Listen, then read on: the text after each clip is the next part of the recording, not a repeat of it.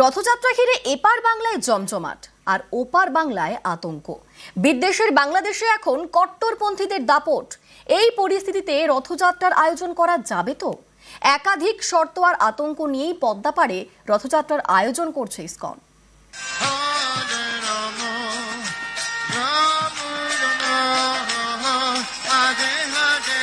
রথযাত্রা লোকারণ্য মহা ধুমধাম।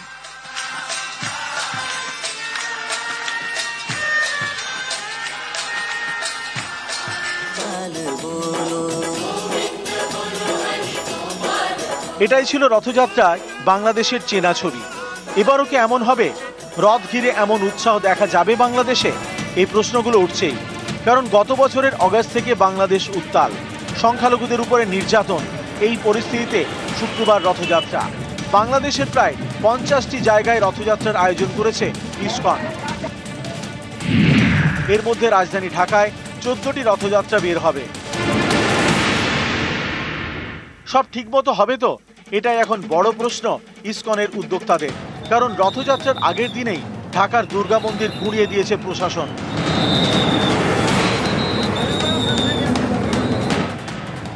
ঘটনার সূত্রপাত গত সোমবার রাতে। একদল মৌলবাদী ঢাকার খিলক্ষেত এলাকায় এই দুর্গা মন্দির সরানোর দাবি তোলে। দাবি না মানা হলে মন্দির ভাঙার হুমকি দেয় বলেও অভিযোগ। স্থানীয়দের দাবি, মৌলবাদীদের চাপেই বৃহস্পতিবার এই দুর্গা মন্দির ভেঙে দেয় ঢাকা প্রশাসন। রথের আগের দিন দুর্গা মন্দির ধ্বংস, রথযাত্রা নিয়েও নানা ফতোয়া দিয়েছে মৌলবাদীরা। যেমন মসজিদের সামনে দিয়ে রথ নিয়ে যাওয়া যাবে না, আজানের সময় রাস্তায় রথ থাকবে না।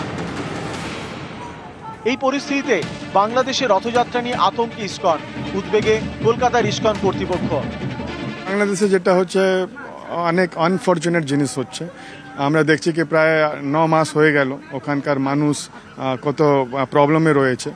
ওখানকার যে মাইনরিটিস রয়েছে ওদের সুরক্ষা প্রদান করার দরকার। চিন্ময় কৃষ্ণ প্রভু কতদিন থেকে ওনাকে উইদাউট এনি চার্জ ওনাকে রাখা হয়েছে। যখন সুপ্রিম কোর্ট অরিজিনাল কেসে জামিন দিয়েছে, ওরা হঠাৎ 4টে আর মিথ্যক কেস করে ওনাকে জেলেই রাখছে। তো এটা যেটা বাংলাদেশে হচ্ছে এটা খুব দুঃখদ। আমরা জগন্নাথকে রথের কালকে এটাই প্রার্থনা করব কি বাংলাদেশের স্থিতি নর্মাল হয়ে যায়। পদ্মাপাড়ে রথযাত্রার আয়োজন নিয়ে আতঙ্ক, অথচ কয়েক বছর আগেও পরিস্থিতি এমন ছিল না। ঢাকা, যশোর, কুমিল্লা কিংবা চট্টগ্রাম, বাংলাদেশের বিভিন্ন এলাকায় ধুমধাম করে রথযাত্রার আয়োজন করা হতো। রথযাত্রা ঘিরে শোভাযাত্রা, কীর্তন সবই হতো। আর এবছর বিদেশের বাংলাদেশে আতঙ্কের রথযাত্রা। নিউজ 18 বাংলা। দীঘায় দেব দর্শন, রথযাত্রা লোকারণ্য মহা ধুমধাম। জগন্নাথ ধাম উদ্বোধনের পর প্রথমবার এবার দীঘায় রথযাত্রা, এবং তা ঘিরে রীতিমতো জমজমাট হয়ে রয়েছে সৈকত শহর।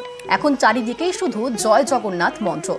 সকাল 9টা থেকে রথযাত্রার উপাচার শুরু হয়ে যাবে, এবং এই মুহূর্তে আমাদের সঙ্গে সেখান থেকে সরাসরি রয়েছেন আমাদের প্রতিনিধি আবির। আবিরের সঙ্গে কথা বলবো। আবির, 9টা বাজতে আর মাত্র কিছুক্ষণ বাকি রয়েছে। এই মুহূর্তে সেখানে কিরকম ছবি, কিরকম শেষ মুহূর্তের প্রস্তুতি?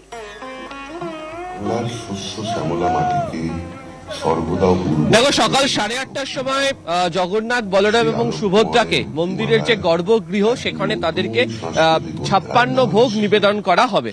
ইতিমধ্যেই হচ্ছে যে রথ তুমি দেখতে পাচ্ছ, এটি হচ্ছে বলরামের রথ তালধ্বজ, মাঝেরটি সুভদ্রার রথ রয়েছে এবং একেবারে শেষে জগন্নাথের রথ নন্দীঘোষ রয়েছেন। সেখানে ইতিমধ্যেই যে প্রসাদ বা ভোগ তা ইতিমধ্যেই তোলা হয়েছে, এবং এই রথে যে ভোগ যাবে একেবারে মাসির বাড়ি পর্যন্ত সেটা হচ্ছে শুকনো প্রসাদ বা শুকনো ভোগ। এখানে 16 থেকে 18টি করে মিষ্টি রয়েছে, তার মধ্যে খাজা, গজা, প্যাঁড়া, সন্দেশ বিভিন্ন রকমের রাখা হয়েছে। এখান থেকে প্রথমেই কিছুক্ষণ বাদে অর্থাৎ 9টার সময় পাহান্ডি বিজয় উৎসব শুরু হবে।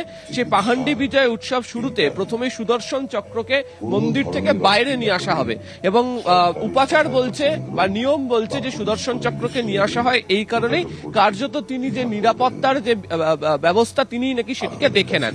এরপরেই হচ্ছে প্রথমে নিয়ে আসা হবে হচ্ছে সুভদ্রাকে, তারপরে নিয়ে আসা হবে হচ্ছে জগন্নাথ দেবকে এবং তারপরে নিয়ে আসা হবে হচ্ছে বলরামকে। যদিও রথের রশিতে প্রথম টান বলরামের রথেই পড়বে এবং 9টা থেকে প্রায় 9:30 থেকে 10টা পর্যন্ত পাহান্ডি বিজয় যে উৎসব, সেই পাহান্ডি বিজয় উৎসব চলবে। তোমাকে আমি শুরুতেই সকালবেলা বলছিলাম এটি এমন একটি উপাচার বা উৎসব যেখানে আনন্দ এবং ভক্তির সাথে গর্ভগৃহ বা যে বেদি হয় সেখান থেকে মূর্তিকে নিয়ে আসা হয় এবং রথে অধিষ্ঠিত করা হয়। দীঘার মন্দিরের মধ্যে কাঠের মূর্তিও রয়েছে, তা নিম কাঠের, যেটাকে দারুব্রহ্ম মূর্তি বলা হয়। অপরটি রয়েছে হচ্ছে পাথরের মূর্তি।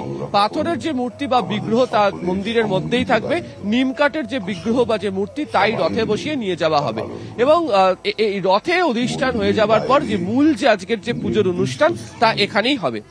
যখন মাসির বাড়িতে গিয়ে পৌঁছবে সেখানে ফের জগন্নাথ বলরাম সুভদ্রাকে 56 ভোগ নিবেদন করা হবে এবং আজকে থেকে একেবারে উল্টো রথ পর্যন্ত আলাদা করে সেখানে 9 জন পাচককে নিয়োগ করা হয়েছে, যারা মাসির বাড়িতে প্রত্যেকদিন ভোগ নিবেদনের কাজ করবেন এবং এছাড়া সেখানে অন্ন মহোৎসবও পরিচালনা করা হবে। এখানে এসে পৌঁছানোর পর যে পূজার অনুষ্ঠান চলবে তা দুপুর 12টা থেকে 1টা পর্যন্ত। 2টোর সময় মুখ্যমন্ত্রী এসে উপস্থিত হওয়ার কথা, 2:30টার সময় হচ্ছে রথের রশিতে টান পড়বে এবং বিকেল 4টে থেকে 4:30 পর্যন্ত এই রথের রশি ধরে টান দিয়ে মাসির বাড়ি পর্যন্ত এই রথযাত্রা সম্পূর্ণ করা হবে।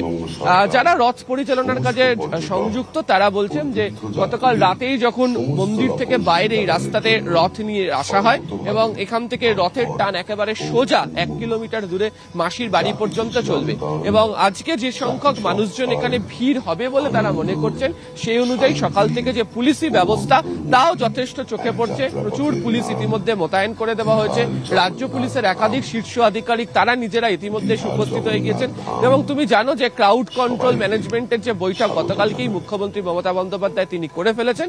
এখন এই পুজো উপাচারের পাড়া এবং দীঘাতে প্রথমবার এই বৃহৎ আকারে যে রথযাত্রার যে উৎসব সেই রথের রশিতে টান দেওয়া হবে দুপুর 2:30টার সময়। অনিন্দিতা, বেশ, আপাতত ধন্যবাদ তোমাকে আবির। ইতিমধ্যেই দীঘাতে জয় জগন্নাথ মন্দিরে রীতিমত মন্ত্রে জমজমাট হয়ে উঠেছে সৈকত শহর। রথযাত্রা মহাধুম। জগন্নাথ মন্দির উদ্বোধনের পর এবার প্রথমবার রথ উৎসবে রঙিন সৈকত শহর।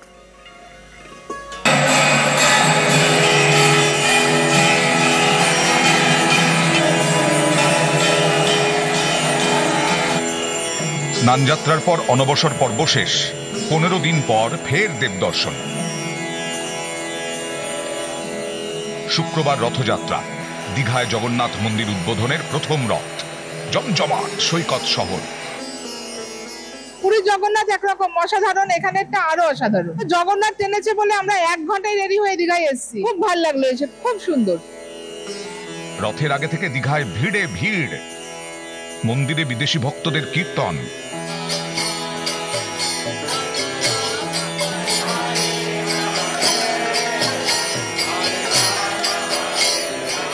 পুরীতে যেতাম আর এখানে দীঘার কাছাকাছি হয়েছে জগন্নাথ ধাম, ওই জন্য রথ দেখতে এখানে এসেছি। ভালো লাগছে, অনেকখানি জায়গা নিয়ে অনেক খোলামেলা জায়গা, ভালোই লাগছে। এদিন সকাল 6টায় দীঘায় জগন্নাথ মন্দিরের দরজা খুলে, তারপর স্নান, মঙ্গল আরতি, এরপর নেত্র উৎসব।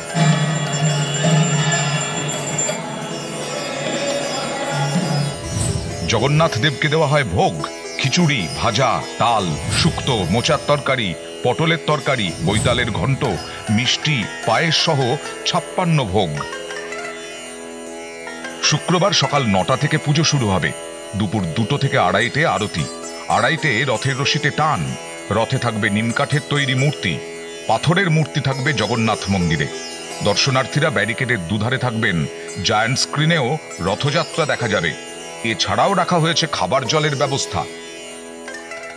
আমরা সবাই প্রস্তুত হচ্ছে যে ভগবানের রথযাত্রা খুব ভালোভাবে থেকে যায়। সকালে 10টা দিকে পাহান্ডি বিজয় হবে, ভগবানকে জনকে আমরা নিয়ে যাব, রথে বসানো হবে।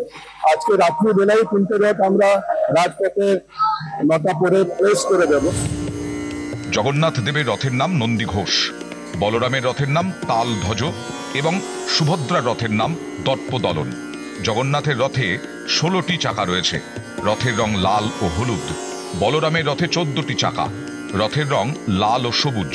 সুভদ্রার রথে 12টি চাকা রয়েছে, এই রথের রং লাল ও কালো। জগন্নাথের রথের সারথি দারুকা। এই রথটি টানার দড়ির নাম শঙ্খচূড়া। দীঘায় তৈরি রথ এখন রশিতে টানের অপেক্ষা।